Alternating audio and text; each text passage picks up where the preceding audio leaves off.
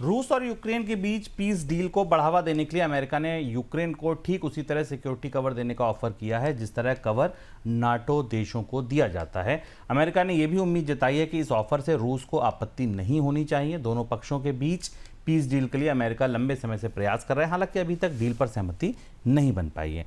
तो सर, अब बन जाएगी बात? मोटे तौर पर बात बनती दिखाई दे रही है। रूस यूक्रेन नाटो में नहीं भी रहेगा और अमेरिका की तरफ से नाटो जैसी सुरक्षा दी जाएगी। पुतिन शायद इस पर राजी हो सकते हैं। पुतिन एक बात पर और राजी हो सकते हैं कि यूक्रेन अगर ईयू का हिस्सा बनना चाहे तो शायद पुतिन को उस पर भी कोई आपत्ति नहीं होगी। तो ऐसी स्थिति में अब जो बेस्ट केस सिनेरियो बनता दिख रहा है उसमें यह है कि एक सीज फायर होगा जिसमें कि यूएस और ईयू की गारंटी से बैक किया जाएगा। अलग अलग टेरिटरीज पर जो रूस ने कब्जा कर रखी हैं उन पर अलग अलग नेगोशिएशंस चलेंगे और धीमे धीमे ईयू का जो ईयू में यूक्रेन के शामिल होने का एक रोड मैप तैयार होगा जिसमें कि पश्चिमी देशों की तरफ से यूक्रेन की सुरक्षा की व्यवस्था की जाएगी। अभी रूस की तरफ से इसे स्वीकार नहीं किया गया, लेकिन हाँ, रूस की एक बड़ी आपत्ति थी कि नाटो का सदस्य ना बने यूक्रेन, उसे छोड़ दिया गया है।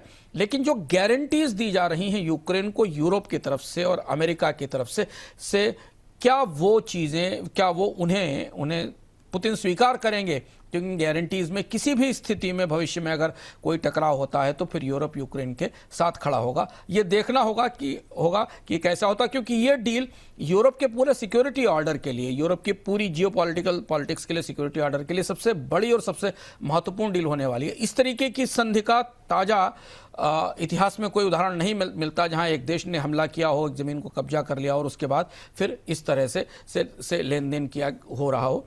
इसलिए इस पर सबकी निगाहें हैं, लेकिन लग रहा है कि किसी न किसी स्तर पर जाकर पुतिन और जेलेंस्की ये समझ सके हैं कि इस युद्ध को लंबा चलाना मुश्किल है।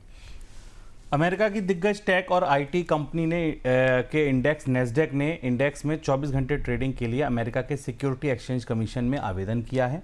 फिलहाल इस इंडेक्स में 16 घंटे ट्रेडिंग होती है, लेकिन वो चाहते हैं कि 24x7 24x5 कह लीजिए 5 वर्किंग डेज में इसकी ट्रेडिंग हो। सर, ये मांग क्यों?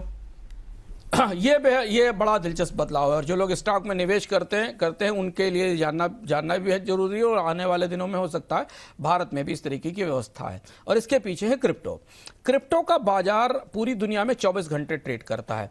आप लोग जो लोग अर्थम नियमित रूप से देखते रहे हैं, हमने जिसमें आपको high frequency trading, bot trading के बारे में बताया था या टोकनाइजेशन के बारे में चर्चा की थी, उसमें हमने संकेत दिया था कि ये पूरा दुनिया के बाजार में अब मनी का रोटेशन बहुत स्मार्टली हो रहा है। तो नैस्डैक का एक कहना है कि जब क्रिप्टो और फॉरेक्स और फ्यूचर्स मार्केट जो 24 घंटे चलते हैं, अराउंड द क्लॉक चलते हैं, तो फिर ग्लोबल ट्रेडिंग सिस्टम में लिक्विडिटी और रिस्क मैनेजमेंट के लिए ज़रूरी हो जाता है कि नैस्डैक को भी 23 घंटे, प्रैक्टिकली 23 घंटे के संचालन की इजाज़त दी जाए, जो 16 से ज़्यादा होगा, और 5 दिन हफ्ते में चलाया जाए। हालांकि इसे एक ग्रुप ये मान रहा है कि इसे 6 दिन भी किया जा सकता है। तो नास्डैक स्टॉक्स और ETF में जो 23 में 5 दिन की ट्रेडिंग करेगा उसको SEC से अप्रूवल लेने की ज़रूरत होगी।